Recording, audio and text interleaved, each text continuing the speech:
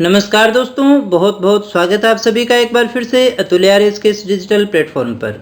दोस्तों, वैसे तो इस समय रोजाना हम मिलते ही थे, लेकिन एक छोटे से ब्रेक के बाद हम आज फिर आपके सामने प्रस्तुत है कुछ और नए प्रश्नों के साथ, कुछ और नई जानकारी के साथ जो आपके रीट एसएसटी के सिलेबस से संबंधित है। इस समय हम देखते हैं रीट एसएसटी के कुछ इंपॉर्टेंट क्वेश्चन। और पिछले टेस्ट के लास्ट में मैंने आपको याद करने के लिए दिया था लोक संगीत, संगीत वाद्य यंत्र, हस्तकला, स्थापत्य कला, वेशभूषा, आभूषण, भाषा साहित्य, ये जो सारा मैटर है मैंने आपको याद करने के लिए दिया था और उम्मीद है अभी तक तो आपने अच्छे से याद कर ही लिया होगा। स्थापत्य कला तो वैसे हमने पहले भी देख लिया है, किले मंदिर वगैरह जो है वो इसी में आती हैं। देखते हैं यहाँ आज आपसे कौन से प्रश्न पूछे जाने हैं। आज हम उन प्रश्नों के विषय में बात करेंगे जो किसी न किसी परीक्षा में आपसे पूछे जा सकते हैं। तो सभी प्रश्नों पे ध्यान दीजिएगा और हाँ, कमेंट जरूर कीजिएगा। कमेंट के माध्यम से ही आपको पता चलेगा कि आपको कितना याद है या कितना याद नहीं है। दोस्तों, थोड़ा सा सिलेबस पे ध्यान दें तो यहाँ इस टॉपिक तक अपने पहुंच चुके हैं और इसी के साथ ये जो अपनी यूनिट है दोस्तों, 10वीं जो यूनिट है वो समाप्त हो जाएगी। उसके बाद में अपने जो अगला जो टेस्ट होगा वो इस पूरी यूनिट का ही होना है दोस्तों, क्योंकि वैसे तो मैं आपको बहुत सारे प्रश्न दे चुका हूं, क्योंकि इन सब के हमने टॉपिक वाइज टेस्ट लिए पहले, फिर हमने मिक्स टेस्ट लिए और अब फिर से आपसे क्वेश्चन लिए जा रहे हैं और साथ ही साथ आपको ऐप पर भी फ्री क्वेश्चन सीरीज अवेलेबल करवाई जा रही है। जो टेस्ट सीरीज आपको अवेलेबल करवाई गई है एसएसटी की, जो 25 टेस्ट की है, उसमें भी आपके लिए से क्वेश्चन डाले गए हैं। तो मुझे नहीं लगता कि उसके बाद में भी किसी प्रकार के कुछ और क्वेश्चन बचते हैं। फिर भी कोई अलग प्रकार के कुछ नए क्वेश्चन आपके लिए बचेंगे तो हम उसमें डिस्कस जरूर करेंगे अगले टेस्ट के अंदर। उसके बाद में केवल अपना ये जो शिक्षण विधियों वाला पोर्शन है वो रह जाता है। इसके भी अपने काफ़ी क्वेश्चन कर चुके हैं, लेकिन एक बार फिर से अपने जो बच गए हैं या फिर कुछ इंपॉर्टेंट क्वेश्चन हैं उनको भी अपने देखेंगे। तो चलिएगा शुरू करते हैं टेस्ट को और देखते हैं आज का हमारा पहला प्रश्न। तो आज का हमारा पहला प्रश्न है दोस्तों, राजस्थान में भोपों का मुख्य वाद्य यंत्र कौन सा है? तंदूरा है, रावण हत्था है, अलगोजा है या फिर कमायचा है? दोस्तों, जो लोक देवताओं के जो भक्त हुआ करते हैं, पूजा पाठ किया करते हैं, भोपों के नाम से हम उनको जानते हैं। तो राजस्थान में जो भोपे हैं अलग अलग देवता के अलग अलग होते हैं। तो यहाँ आपको ये बताना है कि भोपों का मुख्य वाद्य यंत्र इनमें से कौन सा होता है? तंदूरा है, रावण हत्था है, अलगोजा है या फिर कमायचा है? तो दोस्तों, सही आंसर अभी तक आपने कमेंट कर दिया होगा, तो सही आंसर चेक कर लीजिएगा, वो है हमारा नंबर 2। अधिकतर जो भोपे हैं वो कौन से वाद्य यंत्र का उपयोग करते हैं? तो वो रावण हत्थे का उपयोग किया करते हैं। दोस्तों, आपने देखा भी होगा जो आपके घर पर कई बार मांगने के लिए भी आते हैं तो ये वाद्य यंत्र बजाया करते हैं। ये तत्व वाद्य यंत्र हुआ करता है, यानी तार से बजता है। दोस्तों, इसके बाद में अगले प्रश्न को हम देखें। पावणा एक लोकगीत है। आपको ये बताना है चार ऑप्शन में से कि पावणा नामक जो गीत है वो गाया कब जाता है? जब नया दामाद ससुराल में खाना खा रहा होता है उस समय गाया जाता है। जैसलमेर में श्रृंगारिक लोक गीत है, किसानों का प्रेरक गीत है जो खेती करते समय, फसल बोते समय, काटते समय गाया जाता है, या फिर इनमें से कुछ भी सही नहीं है? दोस्तों, फटाफट से कमेंट करके बताइएगा। बहुत अच्छा और बहुत ही इंपॉर्टेंट क्वेश्चन है दोस्तों।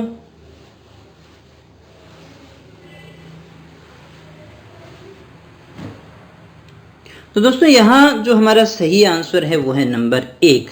इन्हें अपने गाली गीत के नाम से भी जानते हैं। तो पावणा वो सीठने होते हैं। यहाँ नए दामाद को ससुराल में खाना खाते समय, खाना खिलाते समय जो गीत गाए जाते हैं उन्हें हम क्या कहते हैं? पावणा के नाम से जानते हैं। और वैसे भी पावणा जो है वो दामाद का नाम होता है ना, उसे ही कहते हैं। तो और कोई तो वैसे भी नहीं बनता था। शायद जो शादीशुदा है उनका तो सभी का क्वेश्चन ये सही हो ही गया होगा। अगले प्रश्न को देखते हैं। लांगुरिया लोक गीत है दोस्तों। लांगुरिया लोक गीत विवाह गीत है, होली गीत है, प्रेम गीत है या फिर भक्ति गीत है? दोस्तों, ये कौन सा गीत है? लंगूरिया लोकगीत जो है वो कौन सी श्रेणी में आता है? फटाफट से कमेंट करके बता दीजिएगा।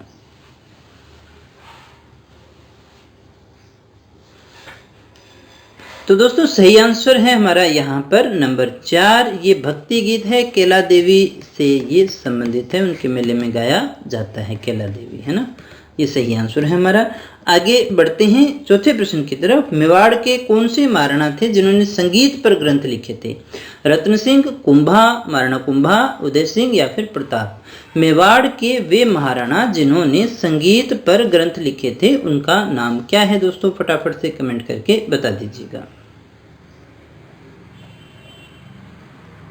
तो दोस्तों यहाँ जो हमारा सही आंसर है, उम्मीद करता हूँ आपका भी सही होगा, वो है नंबर 2 महाराणा कुंभा। महाराणा कुंभा जो है उन्होंने संगीत पर ग्रंथ लिखे थे। अगला हमारा प्रश्न है, मुंह से बजाया जाने वाला वाद्य यंत्र है, कौन सा है? एक तारा है, अलगोजा है, नौबत है या फिर ताशा है दोस्तों? क्या है हमारा सही आंसर? फटाफट से कमेंट करके बता दीजिएगा। मुंह से बजाया जाने वाला वाद्य यंत्र कौन सा है? एक तारा, अलगोजा, नौबत या फिर ताशा? पढ़ा होगा। उम्मीद करता हूँ आप सभी की तैयारी अच्छी चल रही होगी और आपने पाठ्यक्रम तो कम से कम पूरा कर ही लिया होगा। नहीं किया है तो फटाफट से कर लीजिएगा दोस्तों, क्योंकि अब समय नहीं बचा है। 26 सितंबर को आपका एग्जाम है। हमारे इस YouTube चैनल पर भी आपको सारा का सारा सिलेबस अवेलेबल करवाया गया है। तो दोस्तों यहाँ जो हमारा सही आंसर है वो है नंबर 2 अलगोजा। मुंह से बजाया जाने वाला वाद्य यंत्र कौन सा है? वो है अलगोजा। आगे बढ़ते हैं अगले प्रश्न की तरफ। कमायचा का संबंध किस जाति से है दोस्तों? इनमें से आपको बताना है कमायचा का संबंध किस जाति से है? मांगणियार, कंजर, कालबेलिया या फिर कामड़? क्या है दोस्तों हमारा सही आंसर? फटाफट से कमेंट करके बता दीजिएगा।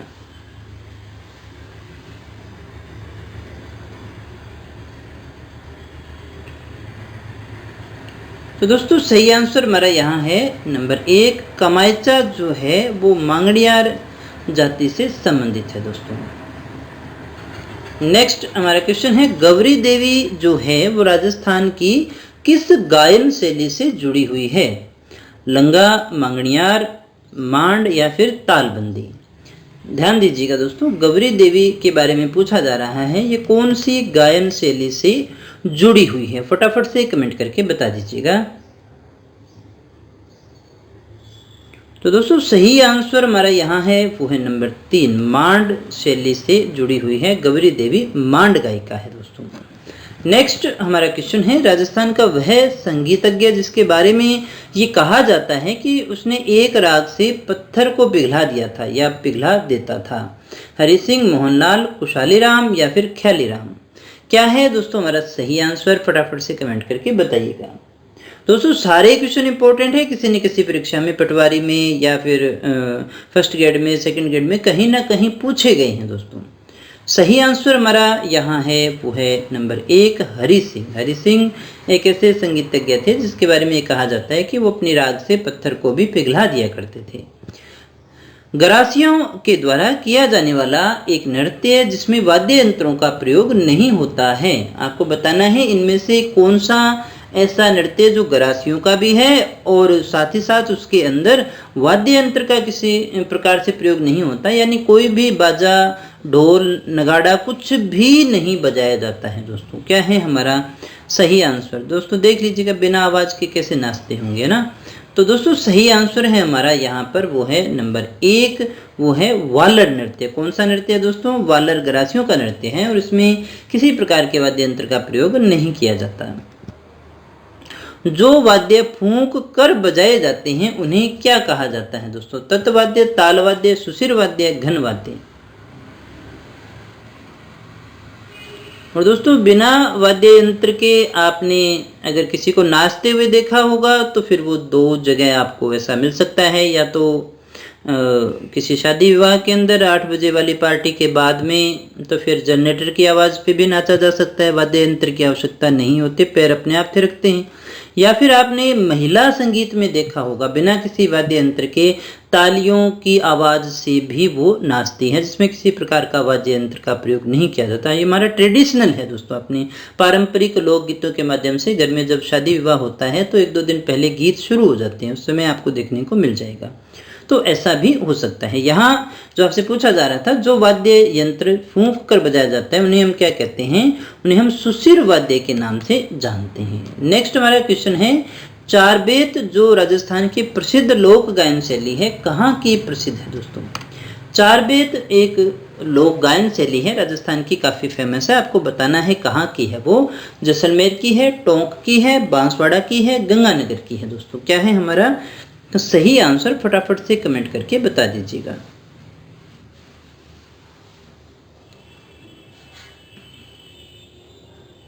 कमेंट जरूर किया कीजिएगा दोस्तों, घबराना नहीं है। एग्जाम तो आपको देना ही है। जब आप इस वीडियो को देख रहे हैं तो मतलब आप पेपर तो देने के लिए जा ही रहे हैं ना, तो सही आंसर भी चेक कर लो। सही आंसर हमारा क्या है इसका, टोंक है। कहाँ की प्रसिद्ध है दोस्तों, टोंक की।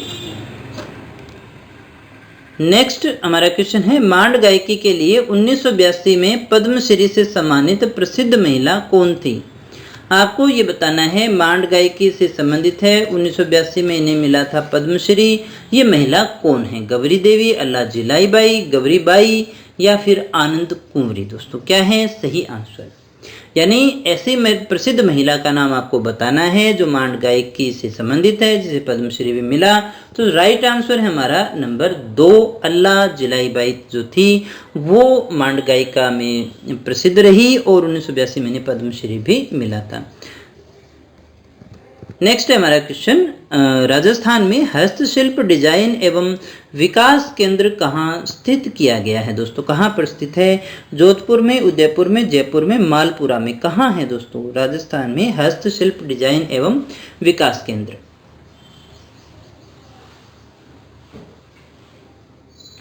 तो दोस्तों राइट आंसर हमारा यहाँ है वो है नंबर 3। कहाँ पर है वो, जयपुर में है। दोस्तों ये हमारा सही आंसर है। आगे बढ़ते हैं अगले प्रश्न की तरफ। डूंगरशाही ओढ़नी किस कला से संबंधित है, आपको बताना है।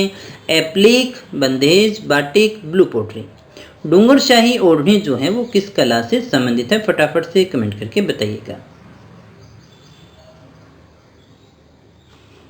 तो दोस्तों सही आंसर हमारा यहाँ है वो है नंबर 3, बाटिक कला से संबंधित है। कौन सी कला से, बाटिक कला से।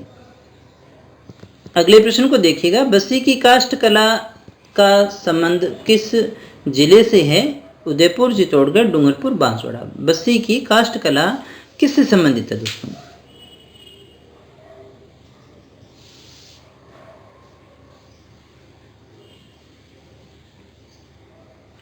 तो दोस्तों यहाँ जो हमारा सही आंसर है वो है नंबर 2, चित्तौड़गढ़। नेक्स्ट हमारा क्वेश्चन है, बीकानेर के लहरिये या मोंडे प्रसिद्ध हैं, तो सांगानेर की क्या प्रसिद्ध है दोस्तों।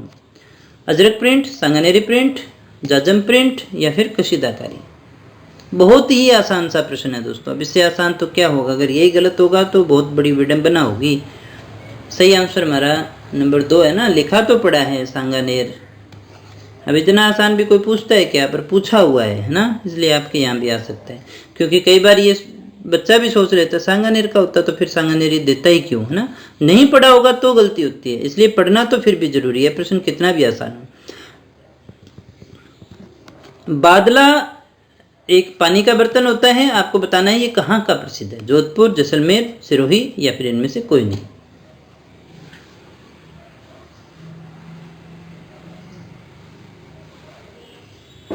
तो दोस्तों सही आंसर हमारा यहाँ है नंबर 1। कहाँ का प्रसिद्ध है, जोधपुर का प्रसिद्ध है। नेक्स्ट आगे बढ़ते हैं, जयपुर ब्लू पोट्री के लिए जाना जाता है।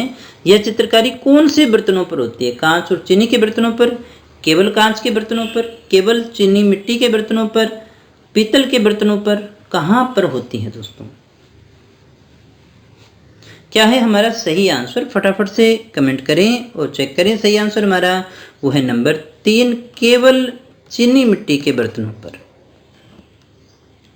नेक्स्ट हमारा क्वेश्चन है, अब्दुल गफूर खां, इम्तियाज अली, अब्दुल रजाक कुरैशी किस क्षेत्र में प्रसिद्ध हैं। तारकशी, थेवा कार्य, पीतल पर खुदाई या फिर चमड़े पर पेंटिंग। क्या है हमारा सही आंसर।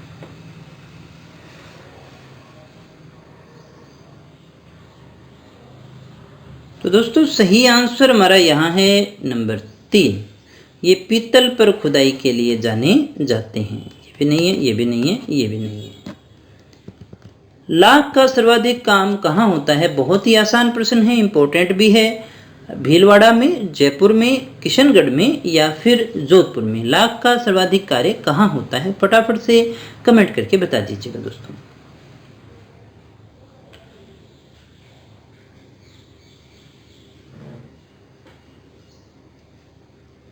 तो दोस्तों यहाँ हमारा सही आंसर है वो है नंबर 2, जयपुर। ला का सर्वाधिक काम कहाँ होता है? जयपुर में। नेक्स्ट हमारा क्वेश्चन है, खेसला उद्योग के लिए प्रसिद्ध लेटा ग्राम किस जिले में स्थित है? उदयपुर, जोधपुर, जालोर या फिर बीकानेर। खेसला उद्योग के लिए प्रसिद्ध लेटा ग्राम किस जिले में प्रसिद्ध है, किस जिले में स्थित है दोस्तों? सही आंसर हमारा है नंबर 3 है, जालोर का खेसला उद्योग जो है वो प्रसिद्ध है। ये भी पूछा गया प्रश्न है, धरती दोहरारी और पातल व पित्थल रचनाओं के रचनाकार कौन थे? Manikyalal Verma, Pandit Bharat Vyas, Tara Prakash Joshi, Kanhaiyalal Sethia. Most important question है दोस्तों सारे के सारे।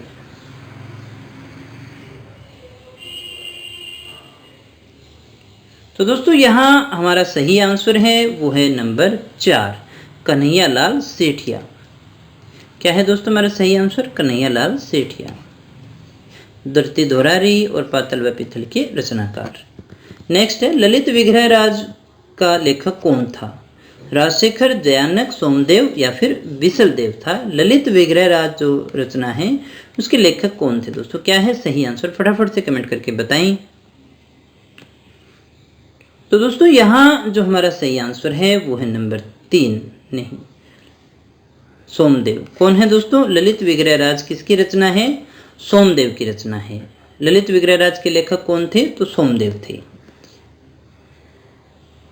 नेक्स्ट है हमारा क्वेश्चन, शिशुपाल वध किसने लिखा था? शिशुपाल वध जो है वो किसके द्वारा लिखा गया है? बूंदी के सूर्यमल मिश्रण के द्वारा, भीनमाल के माद के द्वारा, अजमेर के चंद्रवरदाई के द्वारा या जोधपुर के मोहता निर्णसी के द्वारा।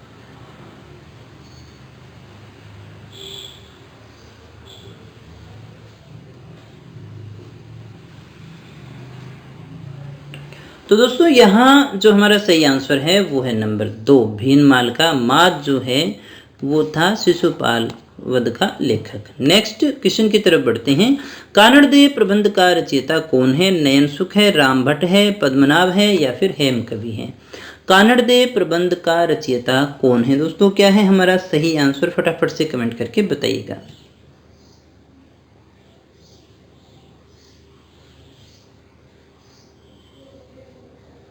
तो दोस्तों सही आंसर हमारा यहाँ है वो है नंबर 3, पद्मनाभ। कौन है दोस्तों? पद्मनाभ जो है वो कानड़देव प्रबंध का रचयिता है। नेक्स्ट क्वेश्चन है अपना, 17वीं शताब्दी की रचना राज प्रशस्ति महाकाव्य के रचनाकार कौन थे? गरीबदास, दुर्गाढ़ा, रणछोड़ भट्ट या फिर केशवदास। राज प्रशस्ति जो महाकाव्य है उसके रचनाकार कौन थे? क्या है दोस्तों सही आंसर? फटाफट से कमेंट करके बता दीजिएगा। तो दोस्तों सही आंसर यहाँ हमारा है नंबर 3, रणछोड़ भट्ट। ये हमारा सही आंसर है। नेक्स्ट क्वेश्चन को देखते हैं अपने, वह कौन सा प्रथम अंग्रेजी इतिहासकार था जिसने राजस्थान की जागीरदारी व्यवस्था पर लिखा? CKF Voltaire, max weber, John Malcolm या फिर कर्नल जेम्स टोड। क्या है हमारा सही आंसर? फटाफट से कमेंट करके बता दीजिएगा।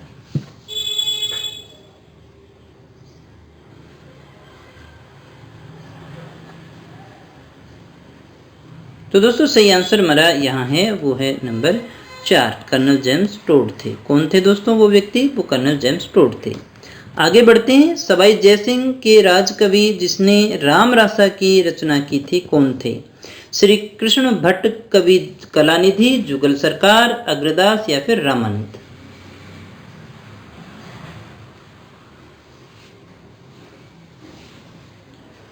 तो दोस्तों सही आंसर क्या है हमारा? यहाँ चेक करिएगा, वो है नंबर 1, श्री कृष्ण भट्ट कवि कलानिधि थे जिन्होंने राम रासा की रचना की थी, सवाई जयसिंह के राजकवि थे।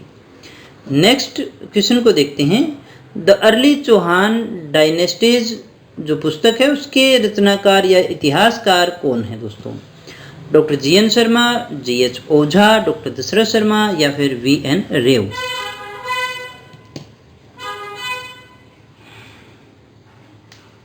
फ्रेंड्स यहाँ जो हमारा सही आंसर है वो है नंबर 3, वो थे डॉक्टर दशरथ शर्मा। बहुत ही इंपॉर्टेंट पुस्तक है। नेक्स्ट हमारा क्वेश्चन है, 5 पीरों में शामिल नहीं है दोस्तों। ये वैसे तो क्वेश्चन आपके लिए आ गया पिछले टॉपिक का है, लेकिन फिर भी बता दीजिएगा दोस्तों क्या है सही आंसर। हमारा पिछले टेस्ट में किया ही था, तो तेजा जी था इसका सही आंसर। आगे बढ़ जाते हैं अगले प्रश्न की तरफ। वाद साहित्य से आशय क्या है इसमें? इतिहास पर ग्रंथ होते हैं, कथा या कहानी होती है, वीर गाथा से संबंधित होता है, राजवंशों की वंशावली से संबंधित ग्रंथ होते हैं। वाद साहित्य क्या होता है दोस्तों? वाद साहित्य से आशय क्या है हमारा? तो सही आंसर चेक कर लीजिएगा, वो है नंबर 2, कथा या कहानी होती है, जिसे अपने वाद साहित्य के नाम से जानते हैं। पुराने जो लोग हैं उनसे आप पूछोगे मम्मी पापा से, तो बात कही जाती थी ना। अभी जब मनोरंजन के साधन नहीं हुआ करते थे गाँव के अंदर, टीवी वगैरह नहीं होता था, रेडियो भी नहीं होता था, तो उस समय बात कही जाती थी, है ना। और उस एक प्रकार की वो कहानी हुआ करती थी। नेक्स्ट हमारा क्वेश्चन है, राजस्थानी भाषा के विद्वान व राजस्थानी में रामायण के रचयिता कौन है दोस्तों? जाखो मिणहार, संत हनुमंत किंकर, राजशेखर, केसरी सिंह बारट। यानी राजस्थानी भाषा के ये विद्वान थे और इन्होंने राजस्थानी में रामायण भी लिखी। राइट आंसर हमारा यहाँ है दोस्तों, वो है नंबर 2, संत हनुमंत किंकर जो हैं वो राजस्थानी भाषा के विद्वान थे और इन्होंने रामायण भी लिखी थी। अकबर के 9 रत्नों में राजस्थान के कौन से कवि थे? कवि कल्लोल, अबुल फजल, बदायूनी या फिर इनमें से कोई नहीं?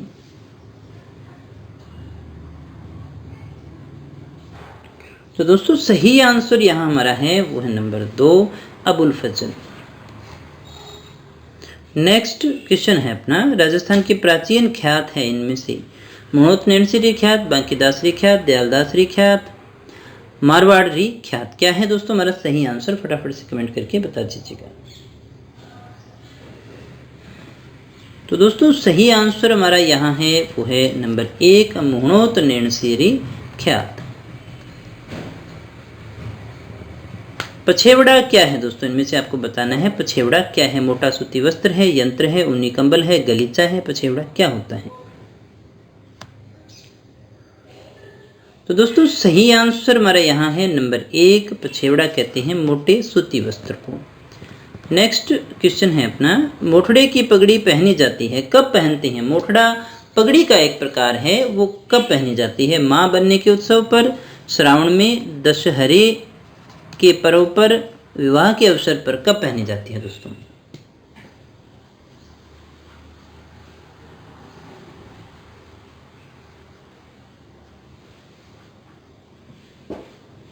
तो दोस्तों सही आंसर हमारा यहाँ पर नंबर 4 है, विवाह के अवसर पर। नेक्स्ट क्वेश्चन है हमारा, तनसुख, दुतई, गाबा, गदर, मिर्जाई, डोडी, कानू, डगला किससे संबंधित है दोस्तों? लहरिया, अंगरखी, ओढ़नी, पगड़ी।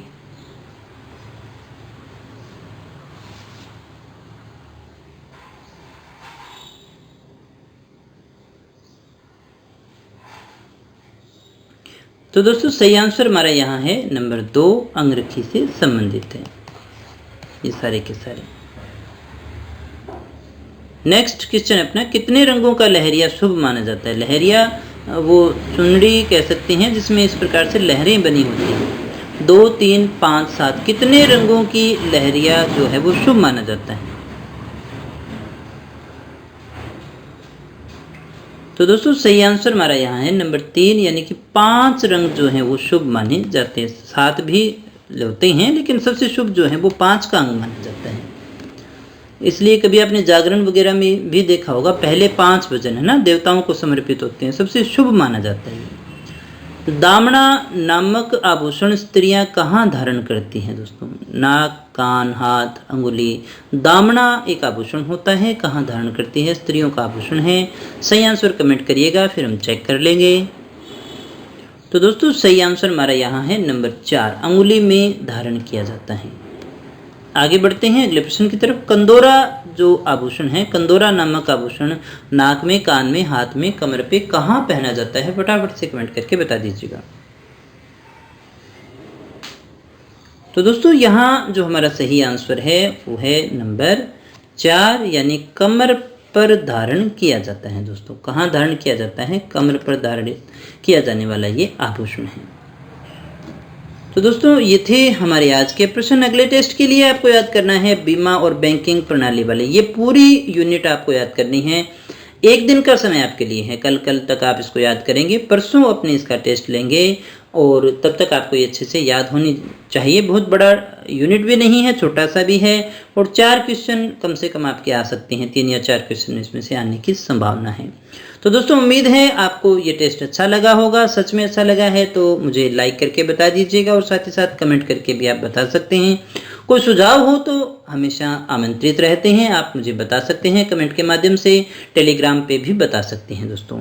और अगर आप हमारी फ्री टेस्ट सीरीज और टेस्ट सीरीज से जुड़ना चाहते हैं, अदर कोर्सेज से जुड़ना चाहते हैं, तो आप हमारे एंड्रॉयड एप्लीकेशन को डाउनलोड कर सकते हैं, जो आपको प्ले स्टोर में अतुल्य आर्यस के नाम से मिल जाएगी। तो दोस्तों मिलते हैं नेक्स्ट वीडियो में कुछ और नई तथ्यों के साथ, कुछ और नई जानकारी के साथ। तब तक यूं ही बने रहे हमारे साथ। Thank you very much.